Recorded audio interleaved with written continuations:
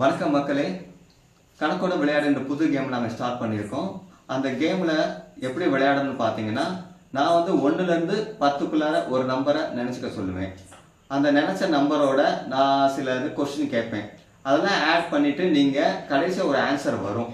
அந்த ஆன்சரை நீங்கள் எனக்கு சொன்னீங்கன்னா, நீங்கள் மனசில் என்ன நினச்சிங்களோ அந்த நம்பரை நான் சொல்லுவேன். ஓகேங்க. ஃபஸ்ட்டு ஒரு டெமோவை நான் உங்களுக்கு காட்டுறேன். பூனா தர்ஷினி ரெடியா நீங்கள் கணக்கோட விளையாட்டு கேமுக்கு? ஓகே. 1லேருந்து 10க்குள்ள ஒரு நம்பர் நினை. அதோட 2 பெருக்கு. சரி, வந்த ஆன்சரோட 5 கூட்டு.